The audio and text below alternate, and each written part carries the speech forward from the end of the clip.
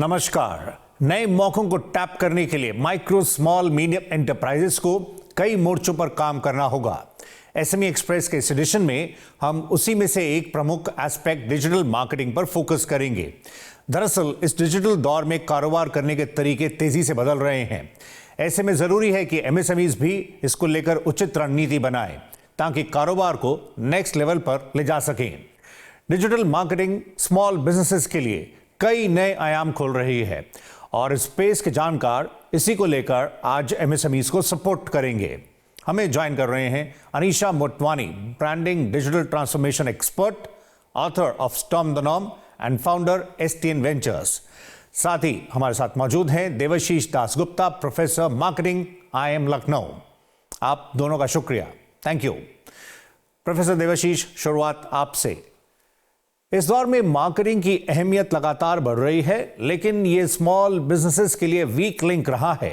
अभी ये जो फेस्टिव सीजन चल रहा है, ऐसे में मौकों को भुनाने के लिए आप एमएसएमईज को क्या कहना चाहेंगे?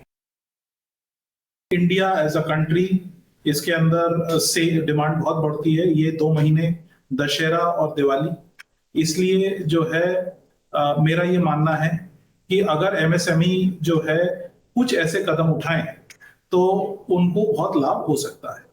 सर्वप्रथम हम लोग को ये देखना है कि मेरे चारों तरफ किस तरह की डिमांड है। आप आज की तारीख में जो है ई कॉमर्स पर आप अपना सामान बेच सकते हैं, आप जो है ऑफलाइन अपना सामान बेच सकते हैं। तो इसीलिए मेरा ये पहला परामर्श ये रहेगा कि आप अपना मार्केट एनालिसिस करिए कि जो है आपका कोर कॉम्पिटेंसी क्या है, आप किस प्रकार से उसका लाभ उठा सकते हैं, आप नया क्या कर सकते हैं। ये मेरा दूसरा सजेशन रहेगा। आज की तारीख में ये बड़ा एक इंपॉर्टेंट है कि हमारे उत्पाद में स्पेशलिटी क्या है, ऐसी क्या विशेषता है। तो कुछ नयापन लाने की कोशिश करिए जिससे इस त्योहार के मौसम में आपका उत्पाद बहुत बिके। Number 3 is packaging. हम जैसे आमतौर पे पैकेजिंग करते हैं, क्या हम उससे हटके कुछ फेस्टिवल पैकेजिंग कर सकते हैं? अगर आप फेस्टिवल पैकेजिंग करेंगे, कुछ नया बढ़िया उसका पैकेजिंग बनाएंगे, तो जब वो रखा रहेगा रिटेल में, तो एट पॉइंट ऑफ सेल्स आपके जो है उत्पाद पर नजर पड़ेगी ग्राहकों की और जो है आपका उत्पाद ज्यादा बिकेगा। तो इसीलिए बहुत सुपीरियर पैकेजिंग, हाँ ये जरूर है, आपका प्राइसिंग को ध्यान रखना है, बजट को ध्यान रखना है, आपकी प्रॉफिटेबिलिटी को ध्यान रखना है। तो ये हमें ये सब चीजें ध्यान जरूर रखना है। मगर ये तीसरा हो गया हमारा पैकेजिंग। आप देखिए कि कौन सा उत्पाद ज्यादा बिक रहा है, किस दाम पे बिक रहा है, आप किस प्रकार का आपका उत्पाद है, आपकी प्राइसिंग कैसी है। आपको पूरा मार्केट जो है अपने माउस बटन के आधार पर देखने को मिलेगा। तो आप इससे एक आंच कर सकते हैं कि मेरा आने वाला मार्केट किस प्रकार का है और आज किस तरह के सामान की बिक्री किन प्राइस पॉइंट्स पर हो रही है। इन कुछ बिंदुओं पर अगर आप ध्यान रखते हैं तो आप जरूर इस फेस्टिवल सीजन में लाभ उठा सकते हैं। अनीशा जी, डिजिटल मार्केटिंग ने एमएसएमईज के लिए कई नई संभावनाएं खोल दी हैं। ये मौके पहले नहीं थे। वहीं इस दौर में ई कॉमर्स पर भी काफी हलचल हो रही है। इनके लिए एमएसएमईज किस स्ट्रैटेजी के साथ आगे बढ़े, आपका क्या नजरिया है? Thank you, Saurabh, first of all, for having me on the show. It's always a pleasure. And ये बहुत ही pertinent topic है डिजिटल मार्केटिंग का, स्पेशली एमएसएमईज के लिए, बिकॉज जो अपॉर्चुनिटीज जो डिजिटल मार्केटिंग ने आज क्रिएट करी हैं बिजनेसेस के लिए, वो इवन 10 साल पहले इतनी मैच्योर नहीं थी। तो आज हमारे पास काफी एवेन्यूज है। एक है ई कॉमर्स प्लेटफॉर्म्स, एक है अपना ई कॉमर्स चैनल, एक है कि हम किसी दूसरे के ई कॉमर्स चैनल से सोशल कॉमर्स जिसको हम बोलते हैं, वहां से हम अपनी बिजनेस को सेल कर सकते हैं और या उसको प्लेस कर सकते हैं। तो सबसे पहले एमएसएमईज को देखना है कि हमारे पास 3 चैनल्स हैं। हम क्या अपना ई कॉमर्स चैनल बना रहे हैं, कि हमारे प्रोडक्ट्स हमारे चैनल पे हैं और हम वहां से उसकी मार्केटिंग कर रहे हैं। दूसरा ये है कि नहीं, हम अपना चैनल नहीं बना रहे, ये बहुत सारे मार्केट प्लेसेस अवेलेबल हैं, जैसे अमेजॉन, फ्लिपकार्ट, आप देख लीजिए, हर तरीके की इंडस्ट्री के अलग अलग प्लेटफॉर्म्स हैं, हम उस पे अपने प्रोडक्ट्स डालते हैं। और तीसरा ऑप्शन है कि नहीं, हम उन मार्केट प्लेसेस पे नहीं डाल रहे, हम सोशल चैनल से हम आज ई कॉमर्स कर रहे हैं, कि आज हमने इंस्टाग्राम पे अपना पेज बना दिया और वहीं से हम शॉप नाउ पे आ गए। तो तीनों ऑप्शंस हैं और तीनों ऑप्शंस को कुछ कुछ कंपनीज जो मेच्योर कंपनीज होती हैं तीनों ही कर लेती हैं। और बट मार्केटिंग एक ऐसा जरिया है कि टैक्टिक्स और स्ट्रैटेजी अलग अलग होगा तीनों चैनल्स के लिए। तो एमएसएमईज के लिए ये जरूरी है समझना कि आप कहाँ से शुरू करना चाहते हैं, और इन तीनों के जो कॉस्ट इकोनॉमिक्स हैं वो अलग होते हैं। तो मार्केट प्लेसेस में जैसे इजी तो है, बट मार्केट प्लेसेस में कंपटीशन और चॉइस बहुत है। बहुत सारे प्लेयर्स अपने प्रोडक्ट्स वहां डाले हुए हैं। तो जब आप सर्च करते हैं तो आपका प्रोडक्ट ऊपर आता है कि नहीं, और उसके लिए आप क्या एफर्ट्स डाल रहे हैं उस मार्केटिंग के लिए। तो एक ई कॉमर्स का जो मार्केट प्लेसेस है उसका एक ही अपॉर्चुनिटी भी है, बट उसका एक चैलेंज भी है। अपने ई कॉमर्स जो प्लेटफॉर्म्स हम क्रिएट करते हैं उसमें सिर्फ हमारे प्रोडक्ट्स हैं, बट उसमें ट्रैफिक को लाना, जैसे आप देखिए मार्केट प्लेसेस में तो ट्रैफिक 10 वजह से आ रही है, किसी और प्रोडक्ट को लेने आ रही है, तो लगे हाथों आपका भी प्रोडक्ट विजिबिलिटी में आ जाता है। बट अपने चैनल पे आपका प्रोडक्ट ही है, कंपटीशन वहां कुछ नहीं है, पर आपको कस्टमर को वहां लेके आना है। तो आपका कौन से मार्केटिंग एफर्ट्स कर रहे हैं कि कस्टमर आपके चैनल पे आए। और तीसरा है सोशल कॉमर्स, फेसबुक है, इंस्टाग्राम है, आजकल देखिए हर जगह आप से आप प्रोडक्ट्स खरीद सकते हैं। एंड इस तरीके की और भी वेबसाइट्स हैं, तो आज आप पेटीएम से भी खरीद सकते हैं, जोमेटो से भी खरीद सकते हैं। तो आप उन प्लेटफॉर्म्स पे आपके क्या टैक्टिक्स हैं कि आपकी जो ब्रांड है वो सर्च में जब आदमी अपनी सोशल मीडिया फीड पे कुछ देख रहा हो तो उसमें आपके प्रोडक्ट्स ऊपर आ जाएं। तो that's the first step according to me, Saurabh. Professor Devashish, MSMEs अपने ग्राहकों से कैसे एंगेज करते हैं, कनेक्ट करते हैं, उसको डिजिटल मार्केटिंग काफी हद तक बदल रही है। आपका क्या मानना है? देखिए, सबसे पहली बात यह है कि डिजिटल मार्केटिंग के माध्यम से आप जो है 1/10 कीमत पर, लागत पर कई लोगों से आप जो है संपर्क कर सकते हैं। नंबर 2, आप जो है कम समय में काफी लोगों के पास पहुंच सकते हैं। नंबर 3, आप जो है अपने एआई की मदद से या डिजिटल टूल्स की मदद से आप ट्रैफिक कितना आ रहा है, आपके आपके जो आपने जो मैसेजेस भेजे उसका क्या जवाब आ रहा है, उससे एक डिमांड फोरकास्टिंग कर सकते हैं। अनीशा जी, ओवरसीज एक बड़ा इंडियन डायस्पोरा है जो फेस्टिवल्स को सेलिब्रेट करता है। इंडियन एसएमई प्रोडक्ट्स भी फेस्टिव सीजन में लोकल से ग्लोबल चेन का हिस्सा बन सकते हैं। अपने टारगेट ऑडियंस तक पहुंचने के लिए एंटरप्रेन्योर्स कैसे कदम बढ़ाएं और कैसा प्लान बनाएं ताकि मार्केटिंग एफर्ट्स को अच्छा आरओआई मिल सके? तो सौरभ, सबसे पहले जो जो बिजनेसेस हैं उनको अपना टारगेट सेगमेंट बहुत क्लियरली डिफाइन करना होता है। क्या होता है कि हम लोग ऐसे ओपन एंडेड मार्केटिंग शुरू कर देते हैं कि चलो हमने अपने प्रोडक्ट डाल दिए, अब हम इसको प्रमोशन डाल देते हैं। बट आजकल एक इतना वो मैच्योर हो गया है डिजिटल मार्केटिंग कि आप डिसाइड कर सकते हैं कि मुझे एक एनआरआई सेगमेंट है जो दुबई में है या जो यूएस में है या जो यूरोप में है, मुझे एक जियो टैगिंग करके मुझे एक वो सेगमेंट चाहिए। और उसके बाद उनकी प्रोफाइल क्या है, वो आज किस इनकम सेगमेंट से हैं, उनके उनके प्रेफरेंसेस क्या हैं। तो डेटा आजकल इतना मैच्योर हो गया है सोशल मीडिया पे और ई कॉमर्स प्लेटफॉर्म्स पे कि आप जो है आप स्लाइसिंग एंड डाइसिंग आप कर सकते हैं। तो बिजनेसेस को सबसे पहले जब भी वो प्लेटफॉर्म्स पे जाते हैं, मार्केट प्लेसेस पे जाते हैं, बहुत क्लैरिटी से एक अपना टारगेट ऑडियंस डिफाइन कर देना चाहिए कि ये मेरा सेगमेंट है।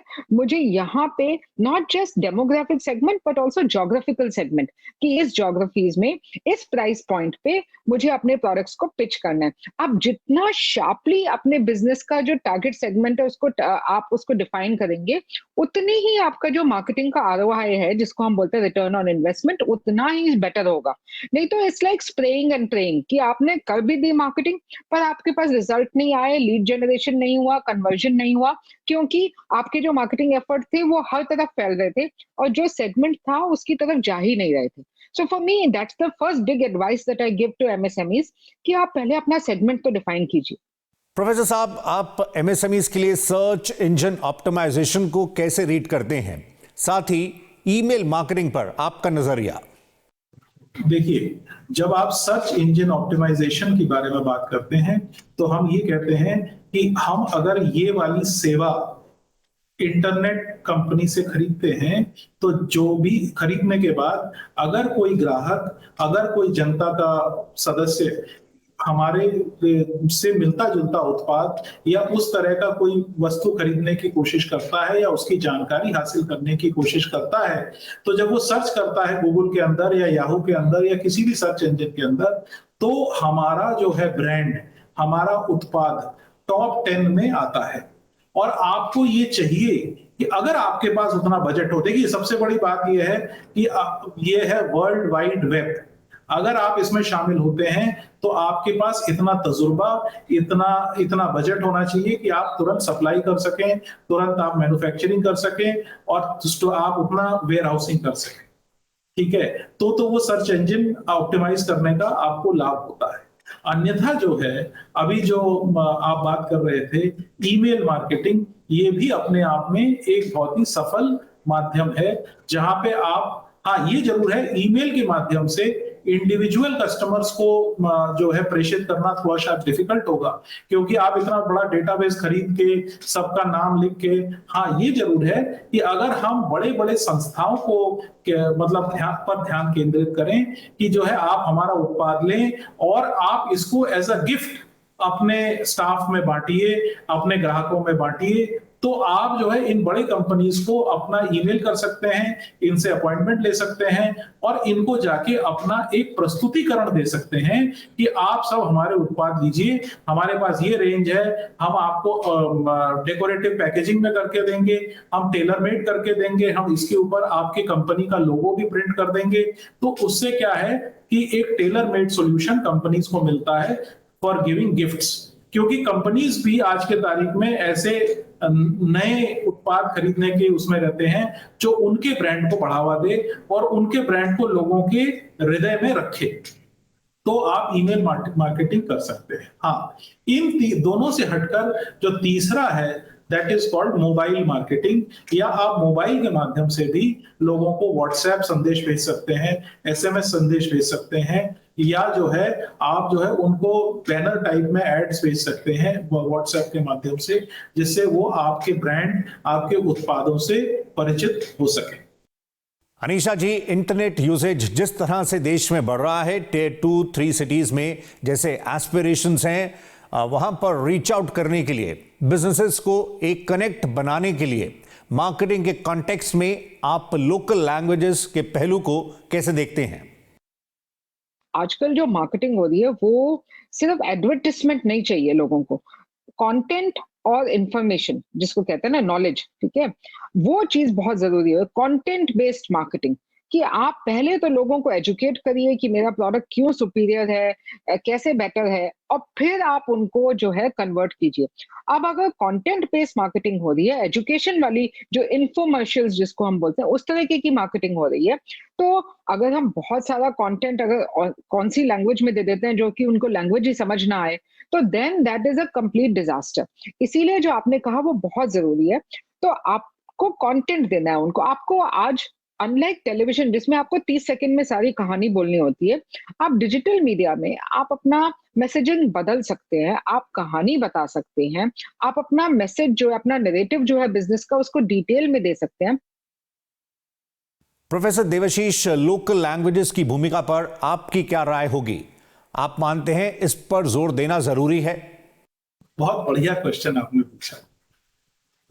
आज की तारीख में हम इस बात को भूल जा रहे हैं कि लोकल लैंग्वेज कनेक्ट, या हम जिसको कहते हैं जो है वर्नैकुलर, ये जो है आप जहां को बिलोंग करते हैं, आपका कस्टमर जहां, अगर आपके पास 5 डिफरेंट स्टेट्स के कस्टमर्स हैं तो आपके पास ऐसे लोग होने चाहिए जो, और वो 5 भाषाओं के क्षेत्र से आते हैं, तो आपको लोकल डायलेक्ट, लोकल लैंग्वेज की जानकारी होनी चाहिए।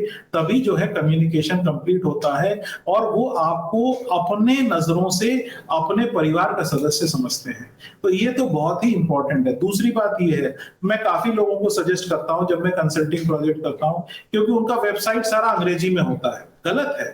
आप भारत में हैं, आपका जो कस्टमर है वो कई ऐसे क्षेत्रों से आता है जहां उसको अंग्रेजी की जानकारी नहीं है, तो आपको ये बहुत इंपॉर्टेंट है कि आप वर्नैकुलर में कुछ ऐसा बटन रखें कि 1 लैंग्वेज या 2 लैंग्वेज या 3 लैंग्वेजेस में आपके वेबसाइट को पढ़ा जा सके या वो जानकारी हो सके। तो ये बहुत ही इंपॉर्टेंट है। तीसरी बात ये है कि हमारा जो भी व्यक्ति रिसेप्शन में बैठा हुआ है उसके पास इतनी जानकारी होनी चाहिए कि वो हिंदी अंग्रेजी माध्यम में अच्छी तरह बात कर सके, और अगर ऐसे क्षेत्र से आ रहा है जहां पे आपका सामान बिकता है मगर वहां पे हिंदी अंग्रेजी का उतना ज्ञान नहीं हो, तो वो आपको मतलब किसी भी या तो सॉफ्टवेयर के माध्यम से या जो है उस तरह के दुभाषीय मशीनों के माध्यम से, या वो किसी ऐसे व्यक्ति को ट्रांसफर कर दे वो कॉल जो कि उस भाषा का ज्ञाता हो।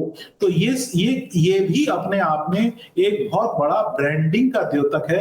It goes into sort of contributing to your main brand and the brand image that this is a customer friendly, people friendly organization. फिलहाल वक्त ब्रेक का है, हम जल्द लौटते हैं। आप देख रहे हैं एसएमई एक्सप्रेस।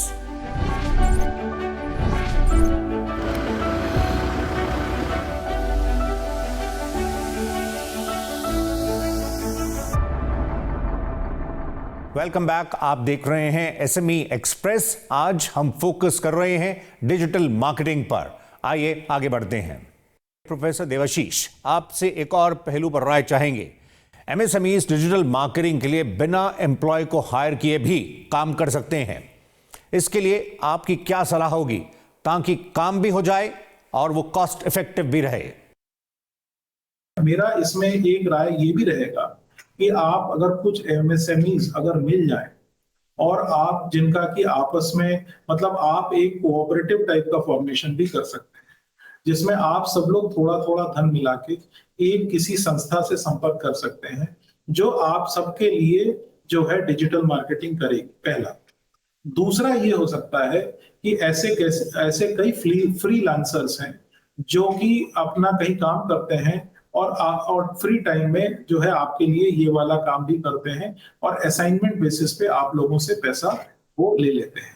तो आपको ऐसे भी व्यक्तियों की तलाश कर सकते हैं जो कि इन कामों में एक्सपर्ट हैं, उम्रदराज हैं, सीनियर हैं और मतलब असाइनमेंट बेसिस पे आपके लिए काम कर देंगे। They will not be your employees और आपका ये काम सुचारू ढंग से चल सकता है। और चौथा ये हो सकता है कि कुछ आप जो है बड़े संस्थान से आप संपर्क कर सकते हैं, जो शैक्षणिक संस्थान है जहां पे इस प्रकार का कोर्स चल रहा हो। वहां पे आप जो है अपने इस प्रॉब्लम को, अपने इस असाइनमेंट को एक असाइनमेंट के रूप में वहां पे प्रोफेसर से बात कर छात्रों को दे सकते हैं, जो आपके लिए ये काम करेंगे और आप उसमें फर्स्ट सेकंड थर्ड के हिसाब से आप उन लोगों को कोई एक नकद मुद्रा या सर्टिफिकेट या प्राइज दे सकते हैं और आपका कार्य भी हो जाएगा और इसमें आप लोग मतलब जो है छात्रों को भी एक प्रोत्साहन मिल सकता है। अनीशा जी, जब हम बात डिजिटल प्लेटफॉर्म्स की कर रहे हैं तो ऑनलाइन रेपुटेशन मैनेजमेंट पर ध्यान देना बिजनेसेस के लिए जरूरी है। आपकी एमएसएमईज के लिए क्या एडवाइस होगी? हाँ जी, तो सौरभ, उसके लिए आजकल एक होते हैं सोशल मीडिया में टूल्स आ गए हैं जिसको कहते हैं सेंटिमेंट एनालिसिस टूल और रेप्यूटेशन मैनेजमेंट टूल्स, जो कुछ अलग अलग नाम से बहुत सारे सॉफ्टवेयर अवेलेबल हैं जो कि एक कुकी के जैसे पूरे इंटरनेट यूनिवर्स में क्रॉल करते हैं। तो आपने उनको कीवर्ड्स दे दिया और उस कीवर्ड से वो सर्च करते हैं। जहां भी आपकी ब्रांड से रिलेटेड कोई भी कमेंट आता है, पॉजिटिव है, नेगेटिव है, न्यूट्रल है, वो एकदम थ्रो अप कर देते हैं। अब now these tools they are called a sentiment analysis tool. आपको वो डेफिनेटली डिप्लॉय करने चाहिए अपने डिजिटल मार्केटिंग एफर्ट्स में, स्पेशली अगर आपके प्रोडक्ट्स बहुत ज्यादा मल्टीपल चैनल्स पे हैं तो आप ट्रैक नहीं कर पाएंगे। आज कहीं कोई ट्विटर पे कमेंट छोड़ रहा है, कोई फेसबुक पे छोड़ सकता है, कोई आपका अमेजोन में रिव्यूज अच्छे नहीं दे सकता है, तो वो इतना स्प्रेड है उसमें। तो इसमें डिजिटल मार्केटिंग के टूल्स डिप्लॉय करना बेटर रहता है। वो टूल्स में क्या होता है कि आपको एटलीस्ट प्रॉम्प्ट आ जाता है कि आपके ये जो कमेंट्स हैं, यहाँ पे आपका एक नेगेटिव कमेंट आया हुआ है, यहाँ पे एक पॉजिटिव आया हुआ है, यहाँ पे न्यूट्रल आया हुआ है।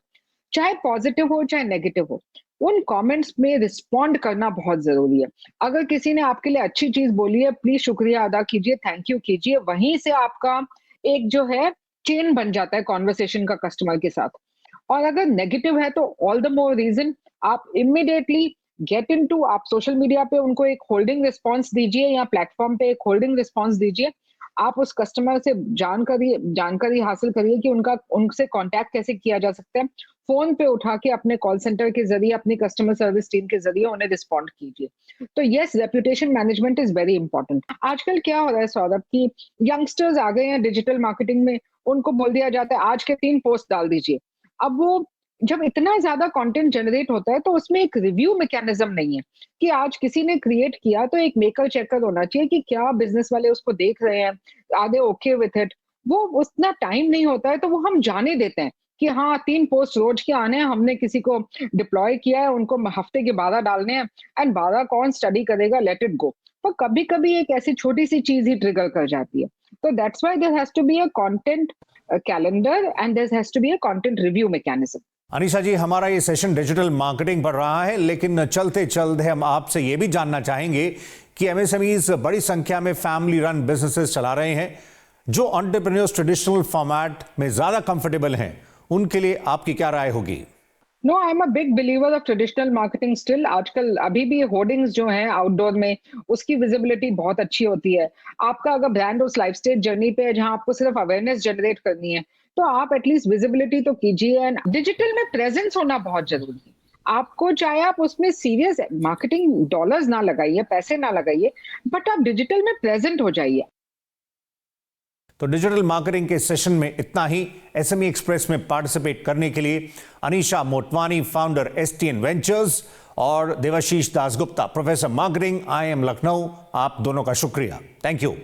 अगले सेशन में मुलाकात होगी एक नई थीम के साथ। फिलहाल नमस्कार।